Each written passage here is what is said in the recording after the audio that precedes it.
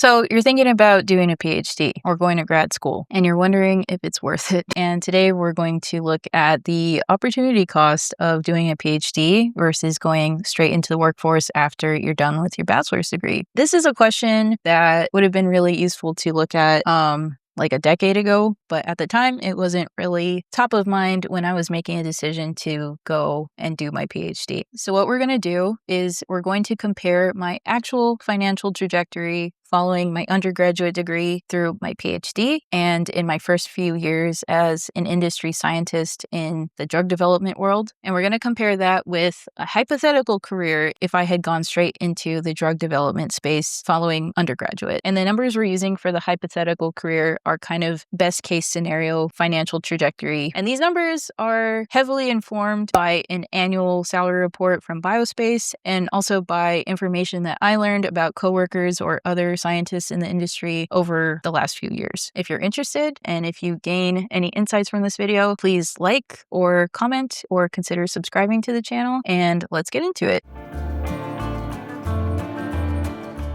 Before we look at the numbers, I thought I should tell you why I decided to get a PhD. And that's pretty simple. I really liked science. I really liked working in a lab, and I just wanted to continue on that path because it was really fun and see where that could take me. And I figured getting a PhD in biology would probably open a lot of doors. So it was probably a good investment overall. I also was not aware of a lot of the career paths and opportunities that I am now aware of today, having worked in the drug development world for a few years. And if I had known about these other paths, I probably would have gone a different route just based on what I know now. But we never know how we're going to feel in the future. So I think it was a good decision to do a PhD at the time. I think you get a lot of valuable skills out of the PhD. But if I had to sum up what you get out of a PhD, it's that you have the opportunity to think really critically about a single idea or question and work through this problem until you find something novel and special about the model or the system that you're working with. And I think it's a really special experience. It's really hard. It involves a lot of failure and wondering if you're on the right path or if you're ever going to get a real answer out of this problem. And I think when people see that you have a PhD, that's what they see. They see someone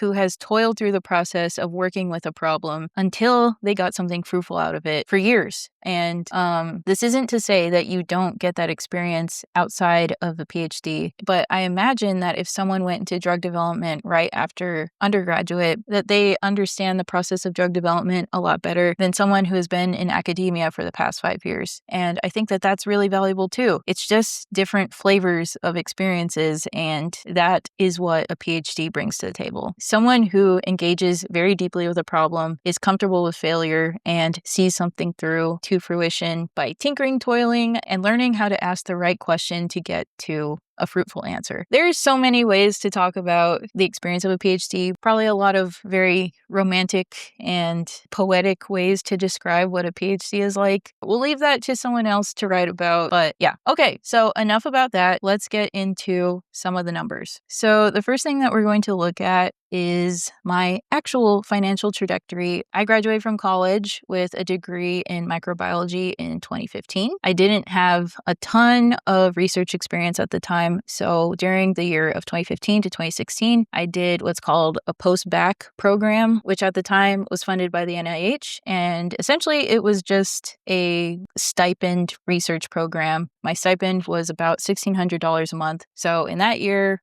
my total compensation was $19,200. After that year, I went and did my PhD, and this took 5.5 years. So my stipend started, I don't actually know specifically how much my stipend was. I didn't really feel like going through my W-2s to go check, but it started somewhere between $28,000 and $30,000. And I think that there was a little bit of inflation adjustment merit increase every year. So I calculated this as an increase of 3% every year for those 5 years or so. So by the end of my PhD, I brought in, let's say, $35,000 a year. And this was about $2,600 a month, I think, about. And my rent at the time was about half of my stipend. This is a side note, but during this time, I was definitely overspending every month. And if I had to guess, I was probably overspending by about $200 a month because by the end of this time period, I had accumulated about $22,000 in consumer debt between undergrad all the way through grad school. And that was mainly because I used to shop when I was stressed. But I kicked that can down the road and I always thought, all right, I'll deal with this later. The other note is that I had $26K in student loans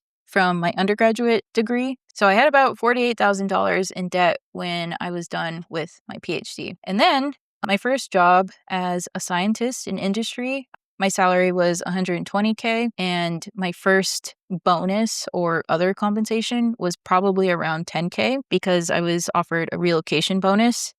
And this covers just a lump sum of cash, like $6,000 or $7,000, and also the full relocation package of moving to another place, which is probably another $4,000 to $6,000. So in that year of 2022, my first year of being an industry scientist, my total compensation was around $130,000. And then the next few years, there was an average annual merit increase of between 3 and 5% per year. So here I just kind of added about 5K per year. This is what the trajectory kind of looked like. My first year was 120, my second year was 125, my third was 130, and then the next year was 135. And then in the following years, my bonus was about 12 to 16% of my salary. And then last year, I also had one of my long-term incentive RSUs vest, or a chunk of it. So this was about $3,000. So in my industry position, my total compensation went from 130K to about 160K. And during this time, I knocked out my consumer debt within the first year that I was there. And I think I chipped away at my student loans pretty substantially. But now I only have $3K left on my student loans. I think it's actually like $2K. And this is carrying an interest rate of 3.6%. So there's that. The really important thing that I think is important to mention is my net worth at this point. I definitely turned a leaf when I got my industry job, and this is when I took my debt seriously. I started investing heavily, and I grew a pretty hefty amount of savings. So in my industry job, I wanted to take full advantage of the 401k match, which is a core of 5%. So if you don't contribute anything to your 401k, they will still give you 5% of your salary in your 401k. But they also match another 5%. So in total, if you're contributing 5% of your salary, you would get 15% chunk of your salary in your 401k. So on that first year, I was focusing on bringing down my debt and making a little bit of a savings cushion. So I think by the end of the first year, I probably had like 18,000 in that account. And the next year I nearly maxed out my 401k contributions, which that year was probably 22,500. So this brought my retirement fund up to, we're going to say, about 55K. The next year I also maxed out my 401k, and this brought the total to around 100K because it is compounding in interest. And then this last year I almost maxed out my 401k as well, but my current retirement balance is around 150,000. And then during that time, my net worth went from negative, I don't know how much, to now is around 200K. So yeah, that's my current financial trajectory. And I'll also point out that my total compensation over the last decade or so was almost $800,000. It took me from a negative net worth to 200,000 net worth. All right. So that's what happened. Also, I work in the Bay Area.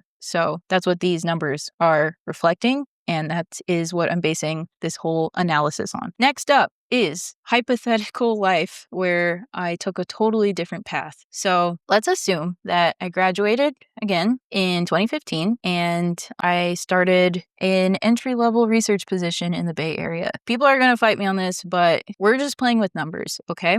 So in this entry-level research position in 2015, we're going to pretend that I made 50K and I didn't have a bonus. So my total comp was 50K. Over those next few years, I calculated a inflation merit increase of 4% per year, which brought me to $56,000 salary by 2018. And then we're going to pretend that I was promoted in 2019 after 4 years of experience, and my new role was paying $90K a year as an associate scientist. And in this new hypothetical role, I also had a bonus of 5%.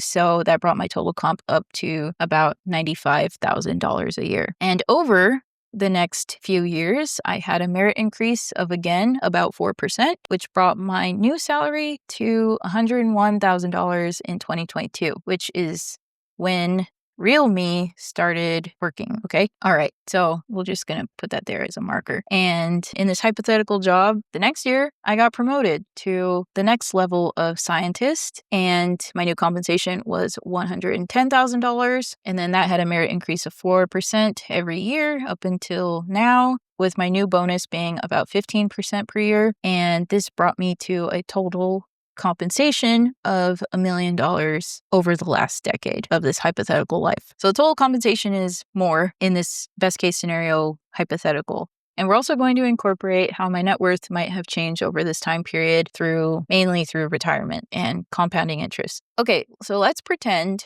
I'm not sure what the Roth contributions were during these years, but we're going to assume it was about $5K. So in this scenario, I'm a person who understands money and understands that a Roth contribution is really important. So over these years, we're going to do a calculation for a Roth account where we're contributing $5,000 a year every year. I know that that's not perfect, but that's what we're going to do. Where's my favorite calculator? Actually, I like NerdWallet. Okay, so we're going to do the compound interest calculator for 10 years. Estimated rate of return, we're going to go with 7. And a monthly contribution would be about, wait, how much is that? We're going to kind of round up to about $450 a month according to this compound interest calculator. Little mistake here. I entered the compound frequency as monthly instead of annually. So the correct total balance is about $76K and not $87K. So sorry about that. Let's continue. If I had a Roth account that I started right after undergraduate and I contributed $5K to it every year, then I would have a balance of $87K. All right, that's a nice healthy amount. And now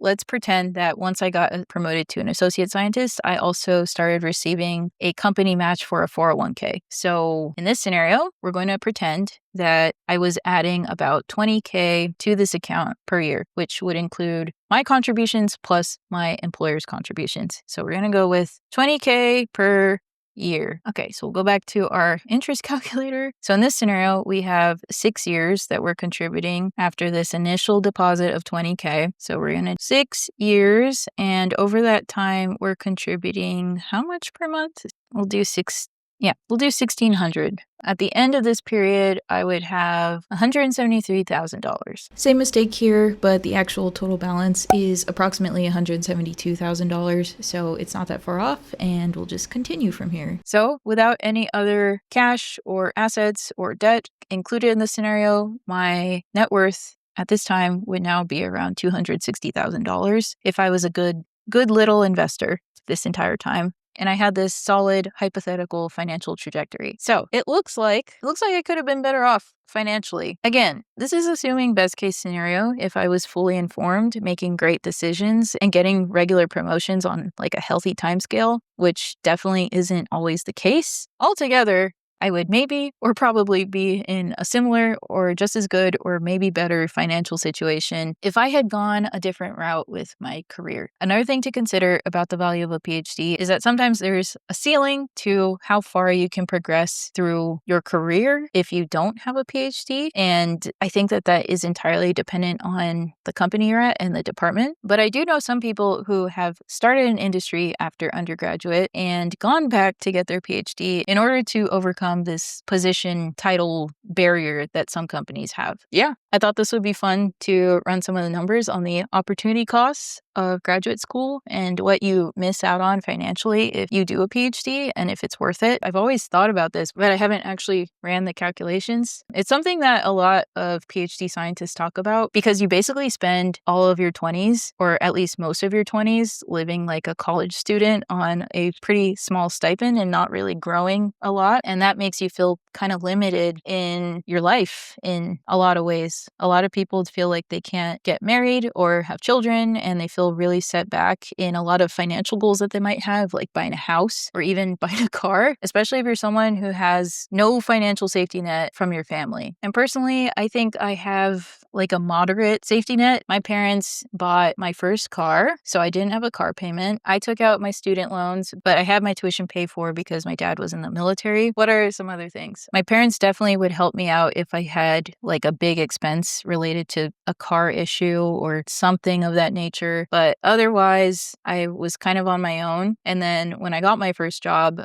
that was when I finally started to like splurge on my parents and splurge on my family and be the one to pick up the check at dinner and stuff like that. So maybe that gives you some sort of idea of what my financial safety net looks like. It's super relative. Some people have to give their family or give their parents money throughout graduate school. Some people get a lot of money from their parents through graduate school. Some people have a ton of debt from undergraduate. Some people's parents pay for undergraduate. There's just like so many different scenarios, but that's where I'm at. So if you're considering doing graduate school or doing a PhD, I think it is important to consider the costs, both in time and financially, and what that looks like. I think it is worth running a little bit of calculations and doing some market research for the industry that you're planning on going into, and maybe even looking at other career opportunities that you could open up for yourself or that might be open to you on each path that you decide to go down. Even though this is something I definitely wouldn't have done 10 years ago, I think it's really fun now to look at numbers, calculate things, and use this information to inform how I'm going to make decisions, because why not? So I hope you enjoyed this video. This is my first unscripted video, and I thought it'd be fun to talk about money because I also really like talking about money. If you guys are interested in hearing more videos like this about the experience of being in academia and transitioning into industry, then let me know in the comments. But other than that, if you enjoyed this video and would like to support the channel, then please leave a like or a comment or consider subscribing to the channel. With that, I will see you in the next one. Bye!